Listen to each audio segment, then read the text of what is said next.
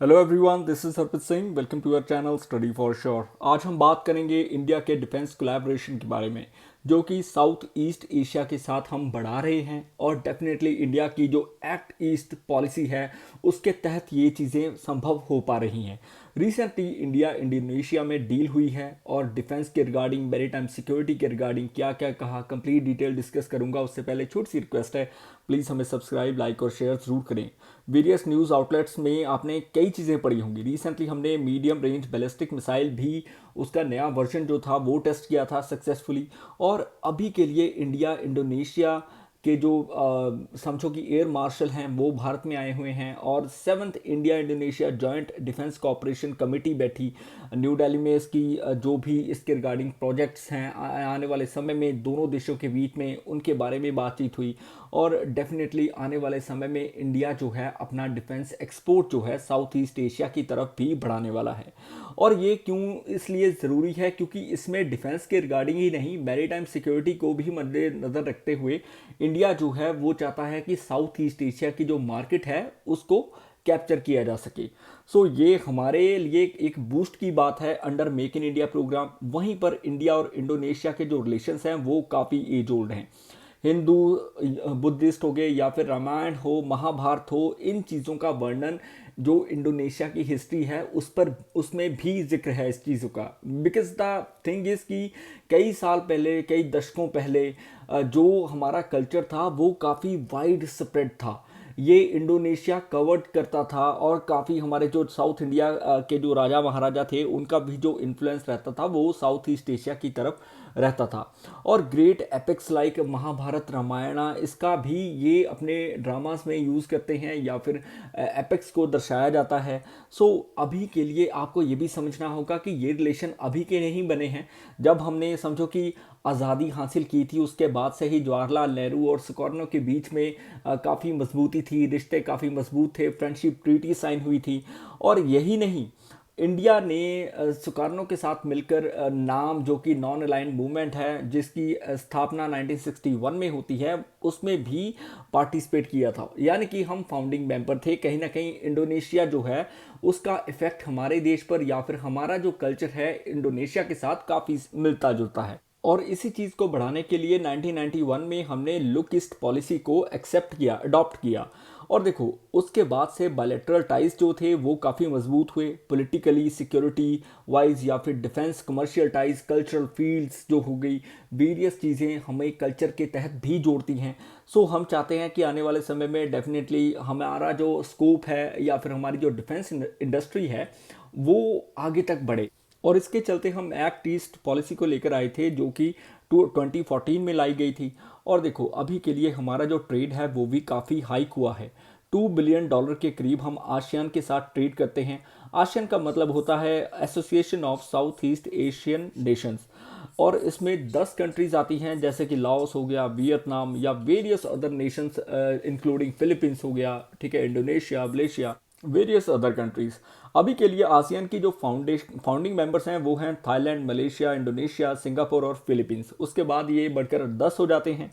और इनके साथ हमारी डील्स जो हैं वो जो फ्री ट्रेड एग्रीमेंट हमने साइन किया था उसके अकॉर्डिंगली चलती रहती हैं। हालांकि इनका अपना एक फ्री ट्रेड एग्रीमेंट है जिसको रकब बोल देते हैं, और ये पैसिफिक कंट्रीज़ को इंक्लूड करके है। ऑस्ट्रेलिया जैसी कंट्री भी इसमें शामिल है। मेक इन इंडिया के तहत हम चाहते हैं कि हम इस एग्रीमेंट को ज्वाइन किए बिना ही एक फ्री ट्रेड एग्रीमेंट क्रिएट करें या फिर अपना जो डिफेंस है उसको इस प्रकार बढ़ाएं कि आने वाले समय में जो हमारी पॉलिसीज़ हैं या फिर जो हमारा ट्रेड है वो बढ़े। पहले जो $2 बिलियन के करीब था वो बढ़ के अभी तक $72 बिलियन या फिर $100 बिलियन के करीब हो चुका है। इससे आगे हम आना चाहते हैं। वहीं पर प्राइम मिनिस्टर ऑफ इंडिया ने एक प्रपोज की थी 4C की पॉलिसी, जहां पर कल्चर है, कनेक्टिविटी है या फिर कैपेसिटी बिल्डिंग है। और एशिया इंडिया बिजनेस काउंसिल में भी हम इसका हिस्सा रहे हैं। 5th Asia business council recently हुई थी 2023 में।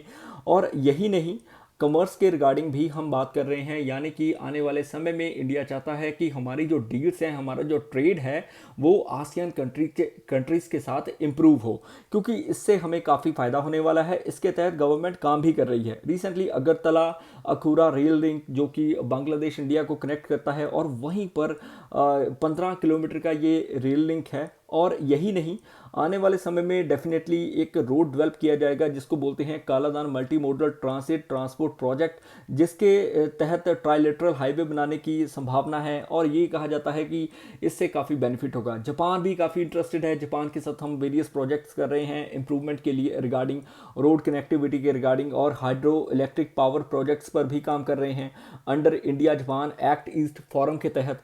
सो ये जो चीज़ें हैं ये इनिशिएटिव्स हमारी गवर्नमेंट के द्वारा लिए गए हैं। वहीं पर इंडिया गवर्नमेंट स्कॉलरशिप भी प्रोवाइड करती है, 1000 PhD फेलोशिप्स प्रोवाइड की जाती हैं IITs में, ताकि आसियान कंट्रीज से पार्टिसिपेंट्स आकर उसको ज्वाइन करें।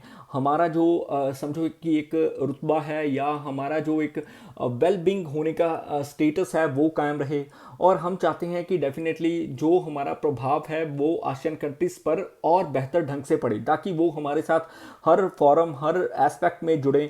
वहीं पर ब्रह्मोस की हमने मिसाइल्स की डिलीवरी की है फिलीपींस को, $375 मिलियन की डील साइन हुई है। एक वैल्यूएबल डिफेंस एक्सपोर्ट है, क्योंकि ब्रह्मोस एक ऐसी मिसाइल है जिसको रशिया और भारत ने मिलकर बनाया है। और यही नहीं, इंडिया चाइना का बॉर्डर क्लैश 2020 में हुआ था, उसके बाद से हम जो है साउथ चाइना सी पर जो कंट्रीज हैं अपना क्लेम करती हैं उनके साथ खड़े हुए हैं, क्योंकि हम नहीं चाहते कि चाइना डोमिनेट करे। एज चाइना कई एरियाज़ को डोमिनेट करता है, जैसे कि स्कारप्रो शोल हो गया या फिर स्प्राटली आइलैंड हो गया, पार्सल्स आइलैंड हो गया, इस पर अभी भी चाइना जो है वो अपना हक जताता है। वेरियस अदर जो साउथ ईस्ट एशियन नेशंस हैं वो अपना हक जताते हैं, वो कहते हैं कि ये हमारी टेरिटरी के अंडर है। वहीं पर चाइना डोमिनेट करता है और इनको ज़बरदस्ती कब्जाने की नीति रखता है। सो ये कहीं ना कहीं इम्पैक्ट कर रहा है अभी के लिए ट्रेड पॉलिसी। वहीं पर अगर आप देखोगे तो पोटेंशियल बायर्स जो हैं वो अभी हमें नहीं प्रॉपर तरीके से मिल पा रहे। द रीज़न बीइंग क्योंकि हम अभी नए हैं इस फील्ड में। अभी के लिए हमारा जो एक्सपोर्ट है मेक इन इंडिया के तहत काफ़ी राइज हुआ है, बट द फैक्ट इज़ कि हमें इसको और बेहतर ढंग से बूस्ट करना होगा।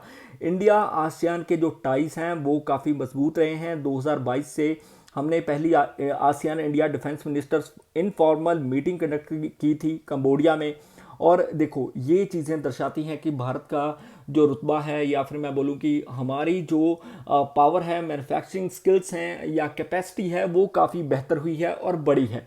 डेफिनेटली इसके बारे में वेस्ट कंट्रीज़ भी सोचती हैं, और हम चाहते हैं कि मेक इन इंडिया के तहत कंट्रीज़ जो हैं वो भारत को टेक्नोलॉजी प्रोवाइड करें और यहाँ पर काम करें, यहाँ पर मैन्युफैक्चर करें, यहाँ पर असेंबल करें। वहीं पर इंडिया आसियान स्टेट्स ने एक इनॉग्रल मैरीटाइम एक्सरसाइज पहली बार की थी साउथ चाइना सी में, और इंडिया चौथी कंट्री बन चुका था ये जॉइंट एक्सरसाइज को ज्वाइन करके after China, Russia, United states. और देखो यूनाइटेड स्टेट्स भी क्वाड के तहत, क्वाड ग्रुपिंग में इंडिया, US, जापान और ऑस्ट्रेलिया आते हैं, और यूनाइटेड स्टेट्स नहीं चाहता कि चाइना डोमिनेट करे बाकी साउथ ईस्ट एशियन नेशंस पर as per rule of law of sea, right. So maritime security की अगर बात करूं तो ओवर 55% के करीब इंडिया का जो ट्रेड है वो मलक्का स्ट्रेट से पास होता है, चाइना सी के थ्रू गुजरता है, और कहीं ना कहीं यहाँ पर इम्पैक्ट पड़ेगा अगर किसी तरह का भी इशू चाइना क्रिएट करता है, या फिर किसी तरह की भी समझो कि टर्मोइल चाइना की वजह से उस साउथ चाइना सी में क्रिएट होता है। सो इंडिया का स्टांस अभी तक कैसा रहा? पहले इंडिया इसके बारे में कोई स्टांस नहीं लेता था, बट 2020 से जब चाइना ने समझो कि क्लैशेस किए हमारे साथ, हमारे बॉर्डर को इनसिक्योर करने की कोशिश की, या फिर श्रीलंका में अपने जो रिसर्च व्हीकल्स को, वेसल्स को भेजना, सो ये क्वेश्चंस खड़े करता है। अभी के लिए पाकिस्तान की तरफ भी चाइना अपने वेसल्स भेज चुका है, तो इंडिया का भी बनता है कि इंडिया आगे आकर चाइना को मुंह तोड़ जवाब दे, और इसके तहत इंडिया ने ये एक्सरसाइजेस कंडक्ट करवानी स्टार्ट की। और ये नए युग का भारत है, ये किसी तरह की डोमिनेशन या डोमिनेंस नहीं चाहता। सो हम चाहते हैं कि सबके साथ मिलकर चलें। वहीं पर हमारा जो डिफेंस एक्सपोर्ट है वो काफ़ी इंक्रीज हुआ है, जब ये 15,000 करोड़ के करीब था, अभी के लिए ये 21,000 करोड़ से ऊपर जा चुका है, नियर अबाउट 32.5% का इजाफा पिछले 10 सालों में। सो ये था आज का आर्टिकल। आई होप आपको पसंद आया होगा। किसी प्रकार की भूल होगी हो तो मैं क्षमा चाहूंगा। प्लीज़ हमें सब्सक्राइब, लाइक और शेयर जरूर करें। May you have a successful day ahead. जय हिंद।